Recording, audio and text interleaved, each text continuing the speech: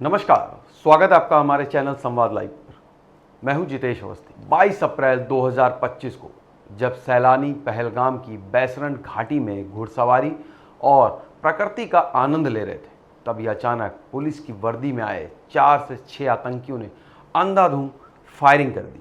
आतंकियों ने टूरिस्ट से उनका नाम और धर्म पूछा और हिंदू नाम सुनते ही ताबड़तोड़ फायरिंग शुरू कर दी। कुछ पीड़ितों को कलमा पढ़ने के लिए भी कहा गया। जो नहीं पढ़ सके उन्हें गोली मार दी गई। इस हमले में 26 लोग मारे गए, जिनमें ज़्यादातर पर्यटक थे और 20 से ज़्यादा लोग गंभीर रूप से घायल हो गए। हमले की जिम्मेदारी आतंकी संगठन द रेजिस्टेंस फ्रंट यानी TRF ने ली, जिसे लश्कर-ए-तोयबा का मुखौटा संगठन माना जाता है। इस हमले की टाइमिंग कई सवाल खड़े करती है। यह सिर्फ एक आतंकी घटना नहीं है, बल्कि भारत और उसके सहयोगी देशों को संदेश देने की कोशिश है। आइए टाइमिंग के प्रमुख पहलुओं को समझते हैं। हमले के वक्त प्रधानमंत्री नरेंद्र मोदी सऊदी अरब के दौरे पे थे। भारत और सऊदी अरब के बीच हाल के वर्षों में रिश्ते अभूतपूर्व रूप से मजबूत हुए। सऊदी ने पाकिस्तान पर सख्ती दिखाते हुए उसके नागरिकों को भिखारी कहकर प्रवास पर रोक लगा दी थी। इस हमले के जरिए पाकिस्तान ने सऊदी अरब और अन्य इस्लामी देशों को यह संदेश देने की कोशिश की कि भारत कश्मीर में मुसलमानों पर अत्याचार कर रहा है। पीएम मोदी ने अपना दौरा बीच में छोड़कर भारत लौटते ही दिल्ली में वरिष्ठ अधिकारियों के साथ हाई लेवल मीटिंग की। हमले के समय अमेरिकी उपराष्ट्रपति JD वेंस भारत दौरे पर थे। यह दौरा भारत अमेरिका के बीच रक्षा, तकनीक और इंडो पैसिफिक रणनीति को मजबूत करने के लिए महत्वपूर्ण था। अमेरिका की ट्रंप सरकार का आतंकवाद के खिलाफ सख्त रुख जग जाहिर। इस हमले के जरिए पाकिस्तान ने अमेरिका को यह दिखाने की कोशिश की है कि कश्मीर अभी भी अशांत है और भारत स्थिरता बनाए रखने में असमर्थ है। यह हमला 25 साल पहले छत्ती सिंहपुरा नरसंहार 2000 की याद दिलाता है, जो तत्कालीन अमेरिकी राष्ट्रपति बिल क्लिंटन के भारत दौरे से ठीक पहले हुआ था। धारा 370 हटने के बाद कश्मीर में शांति और पर्यटन में अभूतपूर्व वृद्धि हुई। 2024 में 30 लाख से ज़्यादा पर्यटक कश्मीर आए।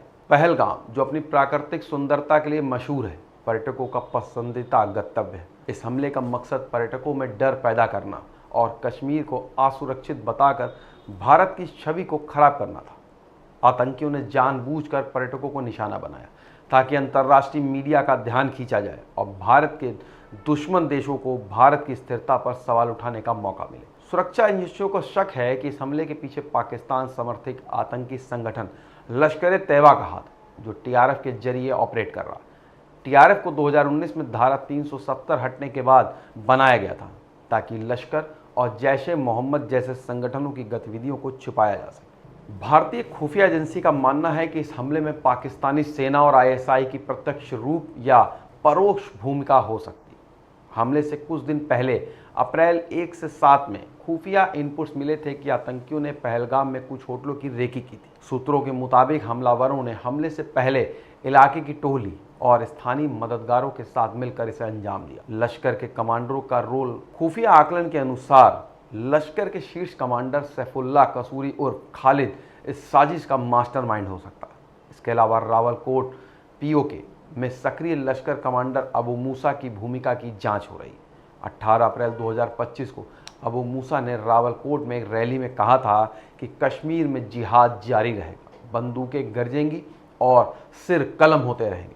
यह बयान हमले से ठीक 4 दिन पहले का है, जो इसकी सुनियोजित प्रकृति को दर्शाता है। पाकिस्तान के सेना प्रमुख जनरल असीम मुनीर के हालिया बयानों को इस हमले की पृष्ठभूमि माना जा रहा है। 16 अप्रैल 2025 को इस्लामाबाद में ओवरसीज पाकिस्तानी कन्वेंशन में मुनीर ने कश्मीर को पाकिस्तान की जुगुलर वैन यानी गले की नस बताया और कहा कि हमें अपने कश्मीर भाइयों को उनके संघर्ष में कभी नहीं छोड़ना। उन्होंने हिंदू और मुसलमानों को अलग बताए हुए 2 नेशन थ्योरी का जिक्र किया और भारत के खिलाफ जहर उगला। भारतीय खुफिया एजेंसियों ने इसे डॉग व्हिसल माना, जिसका मकसद कट्टरपंथी तत्वों को उकसाना था।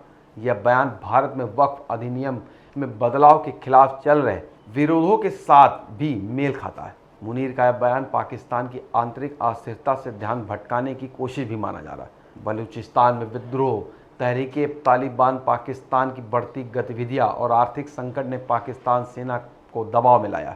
ऐसे में कश्मीर का राग अलाप कर मुनीर अपनी जनता का ध्यान बांटना चाहते हैं। धारा 370 हटने के बाद कश्मीर में शांति, पर्यटन, विकास की नई लहर आई। 2024 में रिकॉर्ड पर्यटकों ने कश्मीर का रुख किया। इस हमले का मकसद कश्मीर को फिर से अशांत और असुरक्षित करना था। हमले की टाइमिंग, पीएम मोदी का सऊदी अरब दौरा और अमेरिकी राष्ट्रपति का भारत दौरा, यह दर्शाता है कि इसका मकसद वैश्विक मंच पर कश्मीर मुद्दे को फिर से उठाना था। पाकिस्तान चाहता है कि दुनिया कश्मीर को भारत के खिलाफ एक अस्थिर क्षेत्र के रूप में देखे। हालांकि इस घटना के बाद भारतीय सेना की Victor force, special force, Jammu Kashmir की स्पेशल ऑपरेशन ग्रुप और सीआरपीएफ ने बैसरन घाटी में बड़े पैमाने पर सर्च ऑपरेशन शुरू कर दिया। इलाके की घेराबंदी कर आतंकियों की तलाश की जा रही है। पीएम मोदी ने सऊदी अरब दौरा रद्द कर दिल्ली में गृह मंत्री अमित शाह, रक्षा मंत्री राजनाथ सिंह और खुफिया एजेंसियों के प्रमुखों के साथ आपात बैठक की। सरकार ने साफ कर दिया कि आतंकियों और उनके मददगारों को बख्शा नहीं जाएगा। इस घटना में बीजेपी नेता रविंदर रैना ने इसे पाकिस्तानी आतंकियों की कायराना हरकत बताया और कहा कि सेना और पुलिस आतंकियों को सजा देगी। वहीं उत्तराखंड के मुख्यमंत्री पुष्कर सिंह धामी और उत्तर प्रदेश के सीएम योगी आदित्यनाथ भी इस हमले की कड़ी निंदा की। पाकिस्तान के रक्षा मंत्री ख्वाजा आसिफ ने हमले की निंदा करते हुए कहा, हम हर रूप से आतंकवाद का विरोध करते हैं, लेकिन उनकी यह बात खोखली मानी जा रही है क्योंकि पाकिस्तान का आतंकियों को पनाह देने का इतिहास रहा है।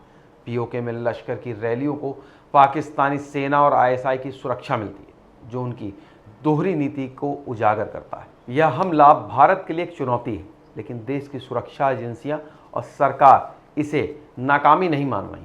खुफिया इनपुट्स पहले से मौजूद थे और अब आतंकियों की तलाश तेज कर दी गई है। भारत ने साफ कर दिया है कि कश्मीर में शांति भंग करने की कोई भी साजिश कामयाब नहीं होगी। साथ ही अंतर्राष्ट्रीय मंच पर हमले की निंदा करते हुए पाकिस्तान के रक्षा मंत्री, लेकिन भारत की मजबूत इच्छा शक्ति और सुरक्षा बलों की ताकत के सामने यह साजिश नाकाम होगी। कश्मीर की शांति और समृद्धि को कोई रोक नहीं सकता। आपकी कोई राय और सुझाव हो तो हमें कमेंट सेक्शन में ज़रूर बताएं।